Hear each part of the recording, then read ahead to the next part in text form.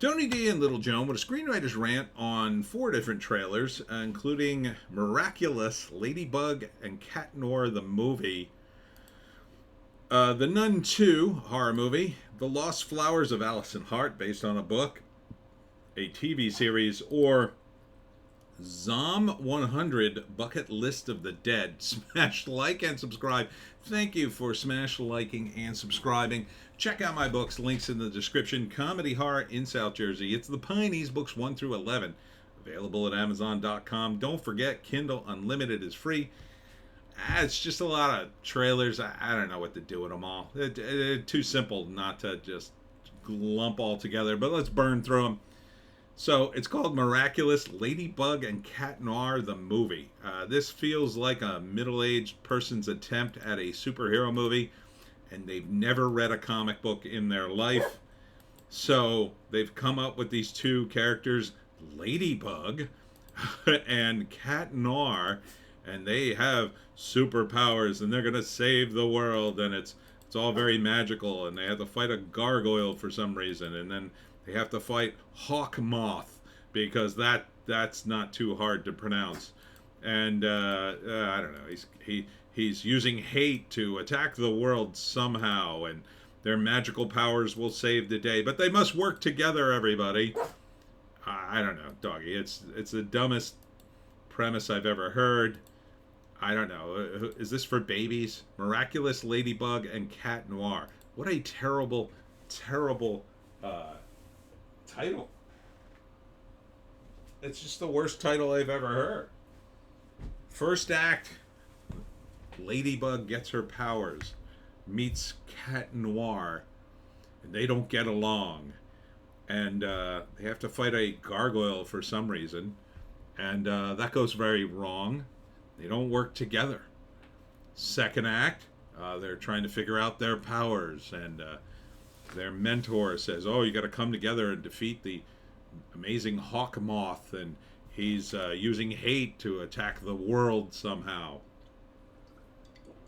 And then they also have a subplot where their secret identities, they have a budding romance, but they don't get along, but they do get along. And then at the end, oh, there's some sexual tension, and then they find out a way to get along and save the world. God, it'll be the least surprising movie ever. If you want to watch it, July 28th on Netflix, Jesus, it just looks derivative beyond belief. Awful. I mean, it's a kid's movie, I think. Have it right up on this thing. Oh my God, it has a write-up. Jesus, at all the movies, this one has a write-up. Let's read it.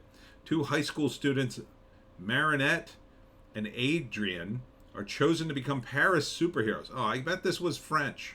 Like a French person's version of a superhero. Ladybug and Cat Noir, they each have a miraculous jewel linked to magical creatures. Who cares? Their mission is to keep Hawk Moth, who wants to steal their Miraculous, from wreaking havoc on the town by creating an even fiercer supervillain while all living their high school lives and keeping their identities a secret. Gee, that's so inventive. How did you ever think of it? At school, Marionette has a crush on Adrian but cannot tell him. She acts awkwardly whenever he's around. As a superhero, Cat Noir loves Ladybug, but his ego annoys her. Besides, Marionette prefers Adrian anyway because they don't know who each other are. Throughout the school year and their adventures, Ladybug discovers the nice qualities in Cat Noir, while Marionette grows ever closer to Adrian, making a huge effort to overcome her shyness. The adventure in Paris continues for Ladybug and Cat Noir. I bet these names sounded better in French. Surrounded by new allies, fighting, blah, blah, blah, blah. I can't even read this whole description. I mean, I guess for kids. I guess. No, thank you. Big no, thank you. Next up is The Nun, a horror movie, The Nun 2. So, scary nun attacks people. First act, somebody comes to the convent, and there's weird stuff happening, but nobody knows what's going on. The little girl investigates, finds the scary nun's secret bedroom as haunted by her. It's some sort of demonic entity. And the haunting continues throughout the second act, and then in the third act, they somehow defeat the nun. I think the little girl grows up to be this nun, and then it's nun versus nun. Until there is none of a problem. Ha ha! Yeah, it looks like a standard horror movie. In theaters, September 8th. I don't know. I mean, seems like good cosplay. Again, these movies, they make these movies all the time. This one, I think, is undermined by the fact there's not a tremendous amount of religion going on in the world. 20 years ago, this probably would have hit much harder. More like 40 years ago. Oh my God, 40 years ago, this would have been very controversial. But now, now it's just another horror movie.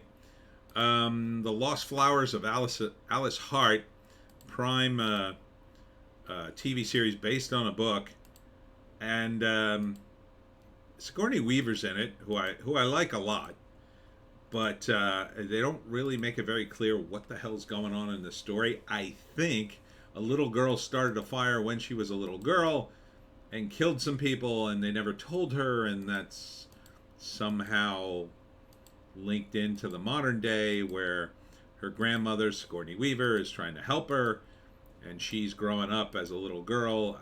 I don't even know. This trailer is very obtuse. I guess if you read the book, you'd be like, "Ooh, exciting! They're making the Lost Flowers of Alice Hart." I guess I don't know what the hell this thing is about. There's romance in it. They're playing Stevie Nicks song as the theme, and Sigourney Weaver's in it. Frankie Adams. I don't know who that is. I have no idea what this is about. I mean, it's a very obtuse trailer.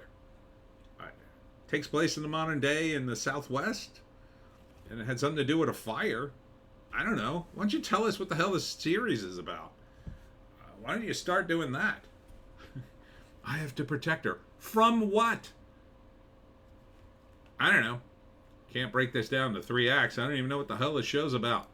And finally, Zom 100, Bucket List of the Dead. There's a lot of terrible titles on this list, except for the nun. So this guy, I think this is a Korean movie. He hates his job, terrible working conditions. He's got no money. And then the zombie apocalypse happened. And then he realizes he doesn't have to go back to work. So it's kind of it's kind of an up thing. Like, oh, I don't have to go to work anymore. Hooray! So then he makes a bucket list of things he's going to do before he gets turned into a zombie. So, and then he starts doing it. He has like a fireworks show, and he has a date, I think. I think he eventually starts meeting other survivors and, starts doing crazy things. Looks like a fun movie to me. August 3rd on Netflix. Zom 100, Bucket List of the Dead. Yeah, I could see this totally. Hell yeah, I don't have to go to work. First act, it's a zombie movie. First act, his life is terrible. He goes to work. It's the most excruciating, horrible work ever. His life never gets any better. He doesn't see any future for himself. He's really just stuck and trying to figure life out. And then the zombie plague happens. And he runs, and there's a big scene of him running from the zombies. And eventually he gets to here, wherever here is. And he figures out, oh, okay, I don't have to go to work anymore. Yeah! So basically, this is a comedy where the main character looks at the upside of the zombie apocalypse. And along the way, he meets people and he fights zombies. So that's the second act. He probably does a few things on his list and then makes the list. And then the second act is him doing stuff on the list and meeting people. And then he eventually falls in love. And then, it's a little tough to parse because in other countries, their sensibilities are a little different. I'm going to bet that he actually completes his list. That the list is more important than just surviving. And he completes his list. Now, does he die at the end? He might.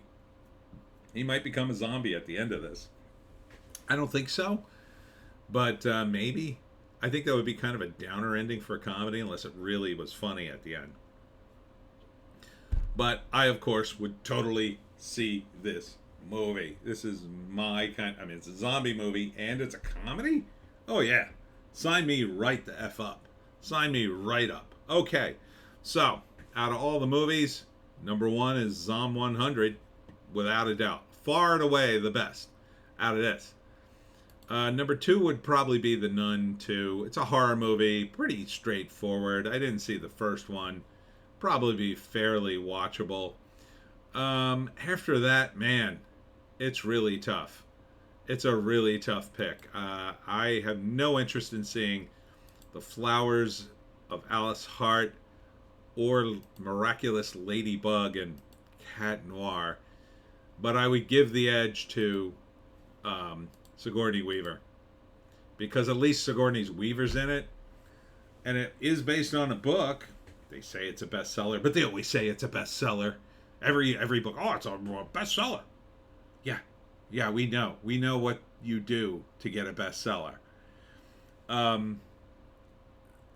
So I mean, this is probably watchable. The only advantage of watching the cartoon is that it's a movie and it's over in 90 minutes. This is probably going to dredge on for 10 episodes, so it is kind of a tough call, but I would still give it this. I would make this third. And this stupid, that's an awful looking cartoon.